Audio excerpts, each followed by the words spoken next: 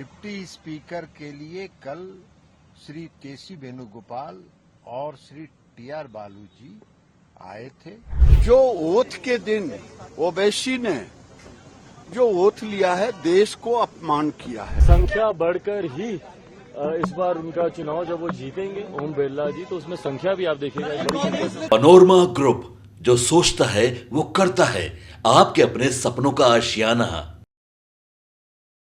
नमस्कार, भारत लाइव पे आप सभी का बहुत बहुत स्वागत है। दिल्ली में बिहार के मुख्यमंत्री नीतीश कुमार 29 तारीख को एक राष्ट्रीय कार्यकारिणी की बैठक बुलाने वाले हैं और इसकी तैयारी लगभग पूरी की जा चुकी है।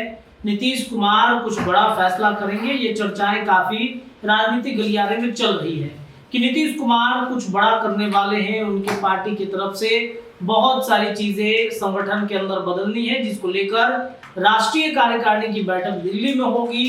जदयू के कई दिग्गज नेताओं का जमावड़ा लगेगा वहां पर, लेकिन उससे पहले लोकसभा के 18वीं सत्र के शुरुआत के तीसरे दिन में, यानी कि आज के दिन ओम बिरला एक बार फिर से लोकसभा के स्पीकर पद पर आसीन हो चुके हैं, यानी उनका चुनाव हुआ है। नरेंद्र मोदी और राहुल गांधी, किरण रिजिजू जी जाकर उनको बैठाए हैं उनके आसन पर। इसके पूर्व में आपको बता दें कि ललन सिंह के द्वारा एनडीए गठबंधन के सभी नेताओं को अपने आवास पर बुलाकर एक बैठक कराई गई है। हालांकि ये कहा तो ये जा रहा था कि इस पर ललन सिंह ने भोज का निमंत्रण सभी को दिया था, क्योंकि 18वीं लोकसभा का सत्र का शुरू हो रहा है। जदयू के अंदर दिलेश्वर कामत को संसदीय दल का नेता चुना गया है और राज्यसभा में संजय झा को बड़ी जिम्मेदारी मिली है और इसके साथ ही साथ ललन सिंह को जदयू कोटे से केंद्र में मंत्री बनाया गया है। अब 18वीं लोकसभा के सत्र के शुरू होते ही ललन सिंह ने एनडीए गठबंधन के तमाम सांसदों को, मंत्रियों को अपने आवास पर दिल्ली में बुलाकर भोज कराया है, यानी कि ये अपने तरफ से खुशी जाहिर कर रहे हैं। साथ ही साथ जब राजनीतिक भोज हो तो इतना समझ लीजिए कि राजनीति की बात तो वहां छिड़नी जरूरी है। देखिए, ललन सिंह कुछ बड़ा करने वाले हैं।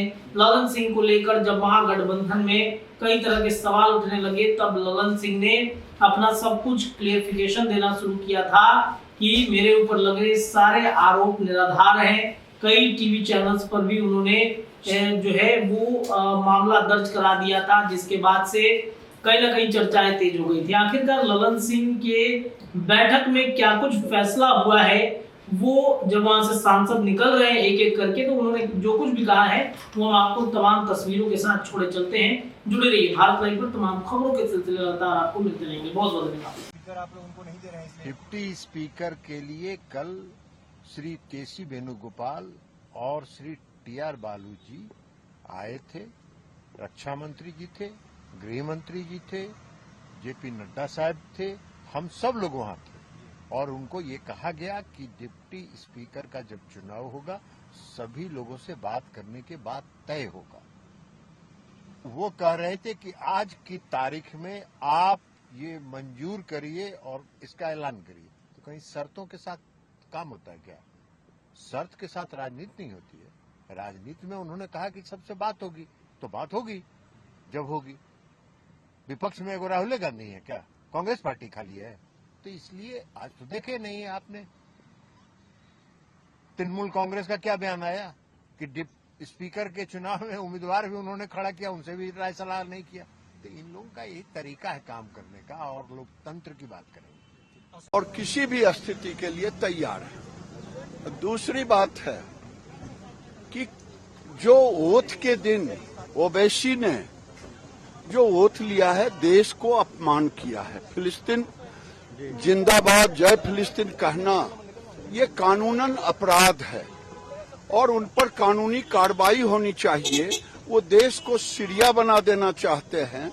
यो देश में उनके अंदर गजवाए हिंद की जो बात चल रही है, इसलिए मैं ये भी कहूंगा कि ओवैसी पर कार्रवाई होनी चाहिए और कठोर कार्रवाई। को लेकर के क्या पत्र लिखा गया है? पत्र भी लिखा गया है राष्ट्रपति द्रौपदी मुर्मू। लिखना ही चाहिए, इनकी सदस्यता रद्द होनी चाहिए और ये जो हरकत किए हैं वो संसद की गरिमा को खत्म किया है। मानने जा रहा है करिए, कितना कॉन्फिडेंट है आप लोग, कितना पूरी कॉन्फिडेंट है? तरीके से इसमें कहीं किसी को कोई शंका थोड़ी है। और देखिएगा हम लोग के संख्या बढ़कर ही इस बार उनका चुनाव जब वो जीतेंगे ओम बिरला जी, तो उसमें संख्या भी आप देखिएगा एक बड़ी संख्या से। देखिए, डिप्टी स्पीकर के लिए सरकार पूरी तरीके से चर्चा के लिए तैयार थी। हम लोगों के सामने माननीय रक्षा मंत्री आदरणीय राजनाथ सिंह जी की बात हम लोग के सामने हो रही थी, पूरी तरीके से हम लोग उसके लिए चर्चा के लिए हम लोग तैयार थे। पर विपक्ष ने जिस तरीके से सामने शर्तें रखकर इसको करवाने का प्रयास किया, ये गलत है पूरी तरह। पनोरमा ग्रुप, जो सोचता है वो करता है। अगर ये वीडियो पसंद आई और वह बिहार के राजनीति और बिहारियत से सरोकार रखेनी तो सब्सक्राइब बटन दबा के चैनल के सब्सक्राइब कर ली। ओजे एगो घंटी बा, ओकरा बटन दबा देला से कुल सटीक और मारक खबर रुआ मुफ्त में मिल जाई। अगर रुआ पत्रकारिता के हमनी के नया प्रयोग में सहयोग कर चाहतानी तो ज्वाइन बटन दबा दी। पेटीएम नंबर नोट कर ली 9386816700। धन्यवाद।